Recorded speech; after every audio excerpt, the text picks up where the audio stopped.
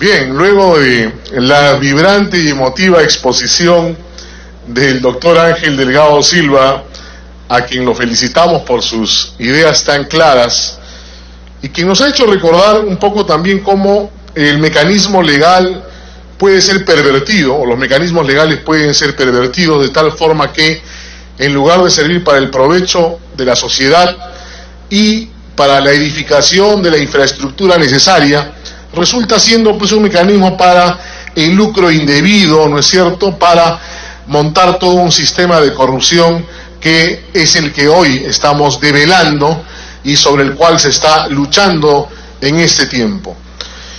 Eso ha sido un aporte muy interesante, y bueno, y al final él también se suma pues a el lema que de algún modo grafica el título de esta conferencia: un Perú sin Odebrecht, fuera Odebrecht del Perú.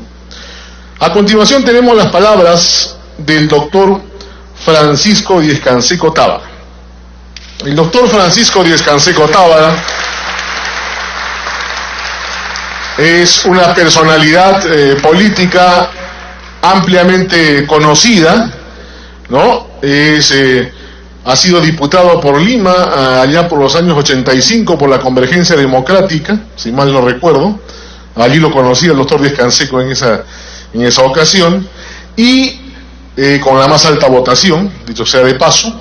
También es presidente del Consejo por la Paz, una organización civil que en los últimos años ha trabajado mucho en lo que se refiere a la defensa de los derechos ciudadanos y del Estado peruano. En la actualidad es comentarista, analista político siempre destacado y presidente del partido Perú Nación. Tenemos a continuación entonces las palabras del doctor Francisco Díez-Canseco Tábara, quien nos hablará acerca del ingreso de Odebrecht al Perú, la conexión brasileña y la gestación del mecanismo de corrupción. Doctor Díez-Canseco, bienvenido.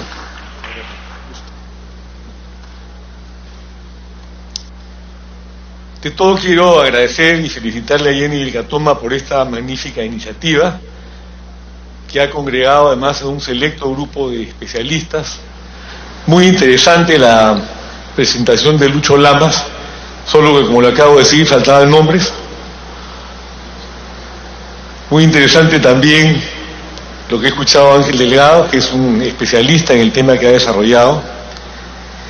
De lo que he escuchado, lo que todos hemos escuchado, y seguramente lo que vamos a escuchar más adelante, se refleja un punto central. ¿Qué hacemos para que no solamente se vaya, iba a decir largue, diré vaya para ser más moderado, del Perú Odebrecht, sino también para eliminar la corrupción? Está claro que nuestra subclase política es una de las más corruptas de América Latina. Lo ha dicho nada menos que el gurú, el maestro de la corrupción, Marcelo Odebrecht. Tenemos como evidencia que desde el inicio de lo que yo denomino la era de la corrupción, con el primer gobierno de Alan García Pérez, hasta nuestros días, hemos tenido 5 presidentes corruptos, un récord mundial que seguramente se va a registrar en los análisis de la historia, uno tras otro, todos corruptos. Y debajo de ellos, todo un sistema de corrupción sistémica, por eso se llama corrupción sistémica, en donde operan funcionarios que vienen de un gobierno tras otro, porque en el Perú los partidos políticos, en su mayoría, obviamente no el que tengo el honor de presidir y que se fundó hace 2 años, no son partidos políticos, sino maquinarias electorales al servicio de cúpulas corruptas y de candidatos presidenciales permanentes tan corruptos como los operadores que los rodean. Pero como no son partidos políticos, sino maquinarias electorales, se suceden en el ejercicio del poder y siguen utilizando a los burócratas anteriores para seguir cometiendo los actos de corrupción que los pueden hacer además con gran destreza y por supuesto conocimiento de causa. Son expertos en corrupción. Como señalaba en un artículo que leí hace poco sobre corrupción de un experto de la Universidad de Harvard. Estos son grupos que llegan al poder y no se corrompen en el poder. Son grupos corruptos, son grupos criminales organizados que llegan al poder para ejercer la corrupción y porque saben que los estamentos estatales están manejados por operadores corruptos que van a responder a los requerimientos que ellos les pongan y que en estos últimos 40 años, como podemos verlo, lo han hecho con gran eficiencia. Dentro de ese andamiaje tenemos un sistema de medios de comunicación poblados por corruptos. Lo que acaba de denunciar Ángel Delgado, el tema de que se le haya dado esta concesión a 40 años de 5 kilómetros para extender la vía expresa, con la complejidad que eso entraña en este momento por las expropiaciones que van a tener que hacer, a un costo de 40 millones de soles por kilómetro. Ese es otro récord mundial, a una empresa como Garaña y Montero, que es el socio principal de Odebrecht en el Perú. ¿Y quién lo ha hecho? Nada menos que un alcalde que tiene 100 días en el ejercicio del poder. Eso se llama corrupción sistémica. Como que entiendo que ese alcalde ha sido abogado de uno de los estudios más importantes para Odebrecht en el Perú. Esas son las conexiones que existen y siguen existiendo. En ese escenario de corrupción sistémica, ¿qué vamos a hacer, no solamente para salir de Odebrecht, sino para terminar con este ámbito de corrupción? Yo he tratado de ver otros escenarios, qué pasó en otros países del mundo donde han habido políticas exitosas de lucha contra la corrupción. El ejemplo más visible es Singapur, que ha tenido éxito después de muchos años en la erradicación de la corrupción. O por ejemplo el caso de Botswana, donde el presidente de Botswana votó a todos los miembros del Poder Judicial. Y voy a repetir una encuesta que he realizado en casi todo el Perú, a ver cómo me responden ustedes. ¿Quiénes están de acuerdo conmigo en que hay que votar a todo el Poder Judicial?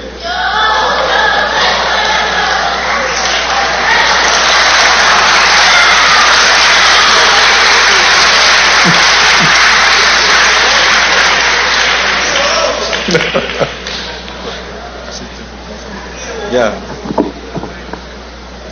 Bueno, ahí tenemos un primer paso. Dentro del contexto de lo que nosotros hemos denominado una revolución pacífica que tiene que realizarse en el Perú.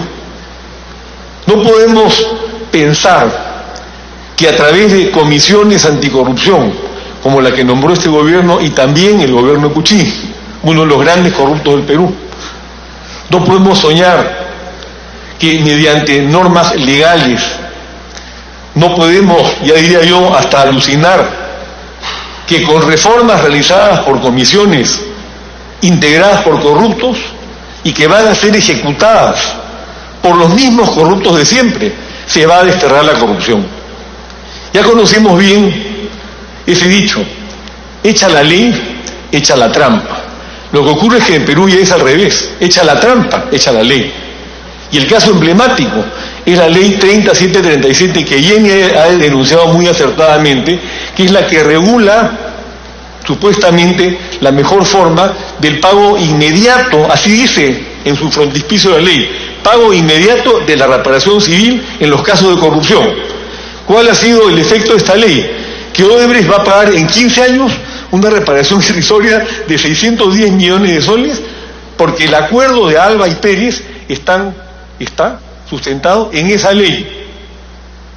Una ley tramposa, porque el proyecto respectivo fue enviado por el Poder Ejecutivo, que en ese momento presidía ¿quién? A ver, Pedro Pablo Kuczynski. Mandó su ley tramposa para que pudiera llegarse a un acuerdo tramposo y para que se encuentre hoy día, como bien se ha dicho, el Perú en genuflexión frente a una de las empresas más corruptoras del mundo, cuando debería ser al revés. Entonces, la pregunta es, ¿qué hacemos? ¿Cómo podemos actuar?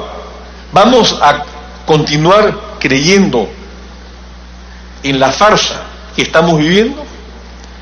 vamos a poder seguir creyendo que con esta misma gente que hace 40 años maneja el Perú, políticamente, administrativamente, a través de los medios de comunicación y mediante las empresas, se va a desterrar la corrupción? Cuando tenemos el acuerdo de Odebrecht, que es una vergüenza, lo de la Vía Expresa, que es el colmo me parece, ¿no? A 100 días ya están ahí y siguen operando tranquilamente y aquí no pasa nada, como diría mi amigo Martínez Morosín. Pero tenemos que hacer que pase algo, tenemos que levantarnos, tenemos que actuar. Para eso hay personas como Jenny, que está trabajando tan bien en la lucha contra la corrupción, o Ángel Legado, o Lucho Lamas, que ha expuesto magistralmente lo que es la corrupción sistémica. Yo lo que quiero hablar es qué podemos hacer y cómo lo podemos hacer. Eso es lo que estamos planteando a nivel de mi partido político Perú Nación, y creo que lo podemos hacer todos los peruanos, más allá de lo que existe hoy, una pseudo partidocracia de miserables que se han llevado en peso al Perú durante 40 años a un ritmo de 15.000 millones de soles anuales. Una de las cosas que tenemos que hacer, en primer lugar, la acción inmediata. Aquí en el Congreso está congelado un proyecto de ley que yo hice llegar y en el que colaboró Jenny Vilcatome en su momento para crear el Consejo Nacional de Moral Pública. ¿Por qué? Porque si, como es evidente, se torna impensable que los propios corruptos que pululan en el Poder Judicial, en el Ministerio Público, etcétera, ejecuten las leyes anticorrupción que les entregan para que ellos las manejen, necesitamos un órgano de control externo, a la manera de lo que en otra dirección, pero con el mismo propósito, se hizo en los años 60 en Singapur, que crearon una oficina de investigación de corrupción con poderes omnímodos, que sin orden judicial podía allanar cajas, liquidaron a un montón de corruptos. El planteamiento del Consejo Nacional de Moral Pública es crear un organismo externo en donde que sea integrado por personas probadamente honestas, que son la gran mayoría de los peruanos y respecto a las cuales tenemos en el Perú figuras emblemáticas con las que yo he conversado sobre el tema. Y este Consejo Nacional de Moral Pública, a su turno, que requiere de una modificación constitucional, manejaría como un órgano de control externo, por lo pronto, el Poder Judicial y el Ministerio Público. Y se acabaron los jueces corruptos, porque yo estoy seguro que apenas el ciudadano de a pie, que sabe que no tiene poder en el Poder Judicial ni en el Ministerio Público, y que está sujeto a la coima, a la presión política, al peso mediático, sepa que puede denunciar y que se van a hacer valer sus derechos, se van a empezar a caer uno tras otro. Porque esa es la realidad. Yo veo hoy día, en los casos que he visto en el Poder Judicial, cómo corre la coima, cómo los abogados ni siquiera se atreven a denunciar a los órganos de control interno porque temen tener otro caso con los mismos vocales, y si los han denunciado ya saben que van a perder. O si no pagaron la coima respectiva, también saben que van a perder. Porque es todo un sistema. Es todo un sistema que sigue operando impunemente. El primer paso es ese: crear tribunales de honor que al interior de estos organismos empiecen a investigar, a detectar, a sancionar y a votar a los jueces y vocales y funcionarios corruptos. Por ahí tenemos que comenzar. Hemos visto ahora, estamos viendo otro caso emblemático, como en España el señor Inostroza, de retiro lo del señor Inostroza, un vocal corrupto y fugitivo que seguramente había pensado lo que iba a pasar, porque no tienen un caso concreto, como conversábamos con Jenny, con Ángel Legado, con Lucho Lamas hace un rato, para poder sindicarlo como miembro de una organización criminal. El caso se les va a caer y se va a quedar libre en España, Inostroza. ¿Y ustedes creen que eso es casualidad? Eso no es casualidad. Eso está predeterminado por los expertos que le manejan estos casos. ¿A quién? A Odebrecht y a todas estas organizaciones corruptas y multimillonarias. Aquí, cuando se habla, repito, de corrupción sistémica, no es que nos estamos enfrentando a una compañía que repartió unas cuantas coimas. Nos estamos enfrentando a una verdadera y vasta organización criminal que cubre a 5 expresidentes de la República, que cubre a decenas de funcionarios corruptos que trabajan en el Estado hace muchos años y que con toda impunidad han seguido recibiendo sus coimas y apoyando a quienes eran los gobernantes de turno. Cubre a decenas de periodistas corruptos que se callan la boca cuando viene, por ejemplo, la denuncia del tema Graña y Montero respecto a la vía expresa. Cubre, por supuesto, a todos aquellos operadores internacionales que, para quienes el caso Perú, en el caso de Odebrecht, es uno de 20 casos, y que tienen que jugar todas sus fichas, y por supuesto la parte oculta, que es la coacción, la amenaza a quienes tienen rabos de paja y ellos saben cómo agarrarlos para que se caigan la boca. Todo eso es lo que está ocurriendo hoy día en el Perú, y todo eso sí, vamos a desterrarlo. Por eso yo le pido a Jenny que reactive el proyecto del Consejo Nacional de Moral Pública, que ha sido congelado en el Congreso, porque yo creo que es la única vía que tenemos para poder real y efectivamente seguir adelante en la lucha contra la corrupción. Todo lo demás, como lo hemos podido apreciar en todos estos años, son saludos a la bandera. Cuando integré la mesa en diálogo de la OEA hace unos 20 años, propuse la creación en el Perú de una Comisión Nacional Anticorrupción. La creó Toledo, yo la integré y me retiré porque era un saludo a la bandera, y además ya sabemos por qué era un saludo a la bandera. El presidente era un corrupto. Y ha seguido en la misma onda. La famosa CAN, Comisión de Alto Nivel Anticorrupción, ¿qué ha hecho en los 4 o 5 años que tiene de vigencia? Absolutamente nada.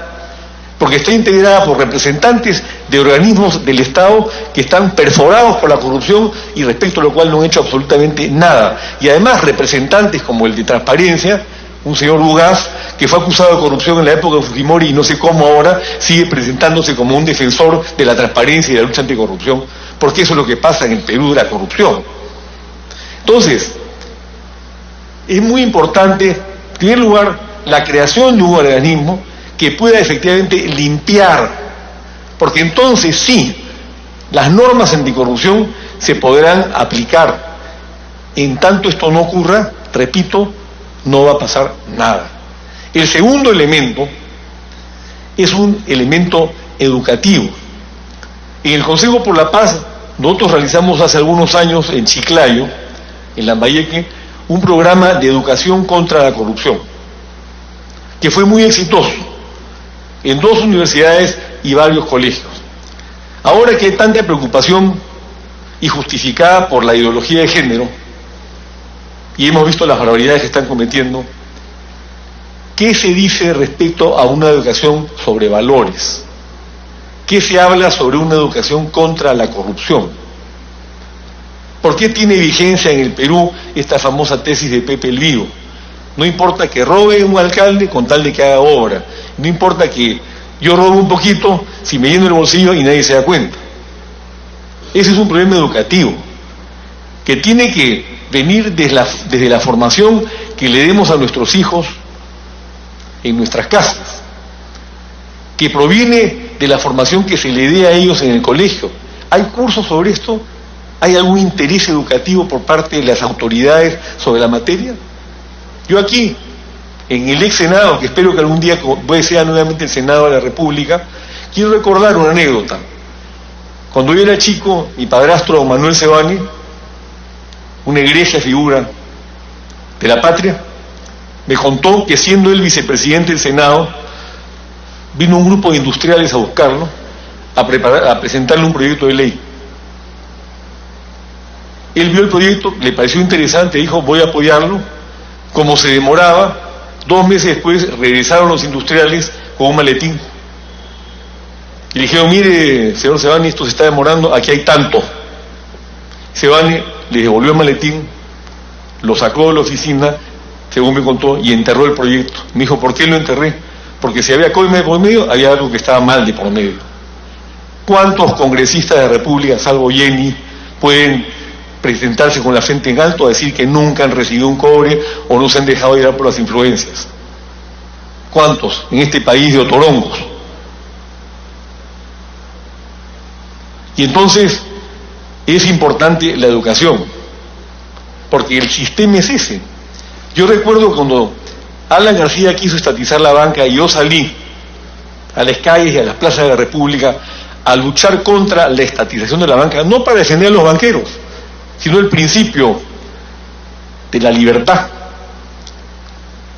Me invitó un día un alto funcionario de la Asociación de Banca y Seguros, el presidente, a un desayuno, y me puso un maletín.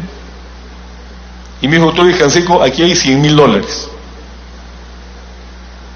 Yo le dije: mire, me quedaría con el maletín, que está muy bonito, era de cuero chancho, pero con el contenido no me quedo. Y le voy a responder, le dije, como le respondió a mi antepasado, Pedro de Canseco, presidente del Perú, y que creó la vía entre Hilo y Arequipa, cuando el contratista de esa época, en 1855, le envió un cheque por 100.000 libras esterlinas. Y Pedro de Canseco contestó: destinatario equivocado, acá tiene usted su plata.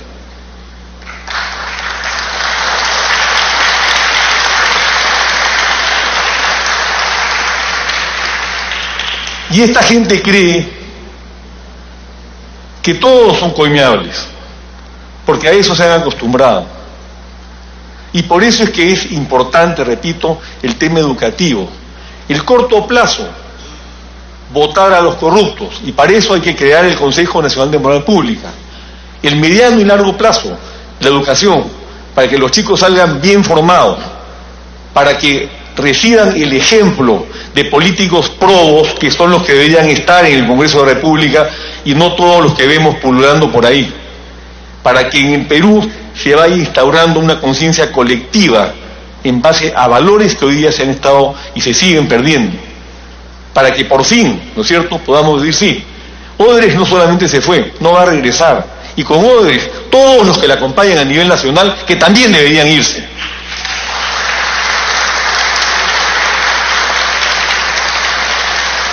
Y un tercer elemento, que también es muy importante: tenemos un Estado, ya sabemos, manejado por la corrupción, pero la corrupción avalada por la impunidad es una antigua y acreditada compañera de la ineficiencia. Necesitamos un Estado manejado por gente limpia y honesta, pero también debidamente capacitada. Aquí se sostiene, por ejemplo, que el gerente de una empresa privada necesariamente es un gran ministro, y hemos visto los fracasos que han habido a todo lo largo de la historia de la República sobre la materia. Recientemente con un señor que era un gran gerente de un banco y fracasó en la famosa reconstrucción, sin cambio, por cierto, del norte. Se requiere, además, ¿no es cierto?, de la honestidad, la eficiencia, a cuyo efecto debería, como ocurre en Francia, crearse una verdadera escuela de administración pública, para que haya burócratas debidamente preparados que manejen las riendas del Estado en forma honesta, más allá de los cambios de política. Yo recuerdo en Francia, cuando se pasó de la derecha al socialismo, no ocurrió nada, quedó la misma gente manejando con una nueva política, pero gente honesta y acreditada y capacitada y con experiencia. ¿Tenemos eso en el Perú? No lo tenemos. Cada gobierno entra y mete a su gente para pagar favores electorales, no para servir al Perú. Y bueno, y además ya sabemos el ingrediente central, que es el de la corrupción. Y esto debe conducir a lo que yo llamo el pago de la deuda social. Aquí se habla mucho de inclusión social, o sea, vamos a incluirte porque el Estado no se ocupa de ti. No, hay que pagar la deuda social que el Estado tiene con todos los peruanos por su ineficiencia. En países como Dinamarca, una persona que trabaja en una empresa le descuentan el 70% de su sueldo y no se queja, porque el Estado lo atiende desde que nace hasta que muere. Nunca padecerá de pobreza, nunca, está cubierto en todo. Pero aquí, ¿qué hace el Estado por nosotros? ¿Qué hace un Estado donde todos los años estos sinvergüenzas se llevan 15.000 millones de soles? Donde acabo de ver que la brecha de infraestructura educativa es del orden de 100.000 millones de soles. Y este año al presupuesto de educación, para ese efecto, le han aumentado, a ver, adivinen ustedes, 36 millones, con una brecha de 100.000 millones. En donde el 50% de las escuelas del país no tienen ni agua ni desagüe. En donde se pretende, a través de la famosa ideología de género, que la responsabilidad de formar a los chicos que nos corresponde a los padres de familia se traslade a profesores. Y una pregunta que nadie se ha formulado: ¿están capacitados los profesores, no les digo maestros, que es otra cosa, los profesores en el Perú para enseñar ideología de género, con frecuentes casos de violaciones, etcétera, etcétera? ¿Alguien se ha preguntado eso? Se discute si es válida o no la posición, pero lo que no se discute es quién es el agente. ¿Estos agentes están capacitados para hacerlo? ¿A ellos les vamos a entregar el destino de nuestros hijos en esa forma?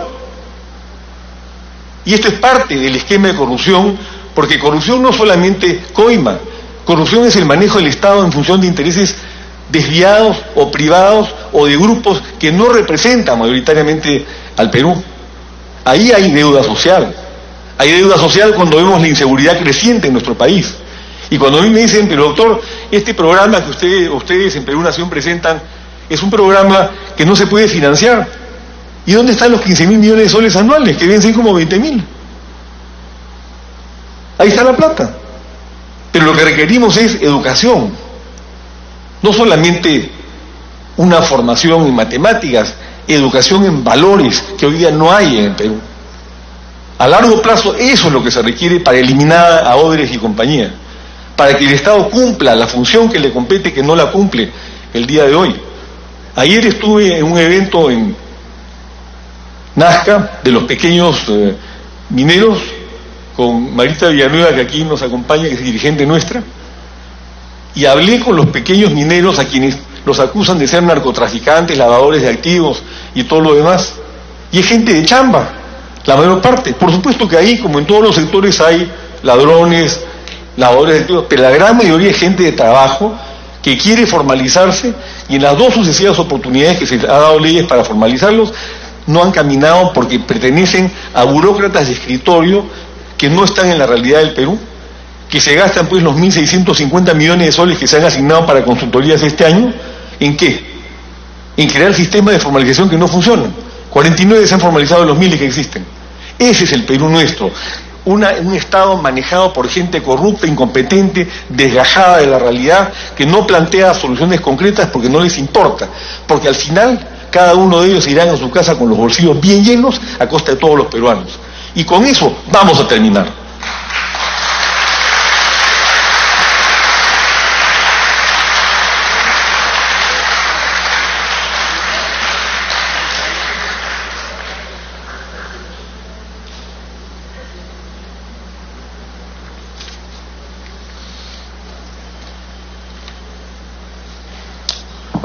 Muy bien, agradecemos la importante exposición del doctor Francisco Díaz-Canseco Tábara, quien luego de también plantear su punto de vista sobre este fenómeno de la corrupción de Odebrecht, nos ha planteado dos temas bien interesantes como desafíos para cualquier gestión, esperamos no tan futura, de gobierno, ¿no? Una primera, la creación de un Consejo Nacional de Moral Pública.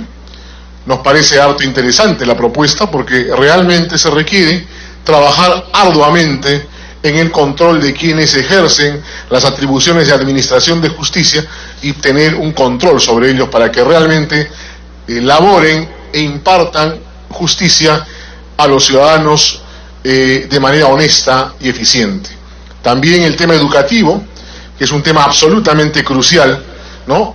Hay personas que cuando hablan de educación dicen, bueno, pero eso es para el largo plazo, quién sabe quién lo va a ver. No, pero hay que empezar alguna vez y empezar a educar en valores, como se dice, y en valores positivos, porque también hay disvalores por ahí o valores negativos que se pretenden infiltrar en la educación de los niños y de los jóvenes también. Entonces lo que hay que hacer es eso, empezar a trabajar con vistas al futuro para tener algo que también él ha mencionado, políticos probos, pero políticos probos y también eficientes, porque se puede ser político, pero vamos a ver qué nivel de político, ¿no? O sea, pero hay que buscar políticos eficientes también. Entonces lo felicitamos al doctor Francisco Díaz-Canseco por esa intervención tan importante, ¿no? Y destacar estos puntos en esta mañana. A continuación tenemos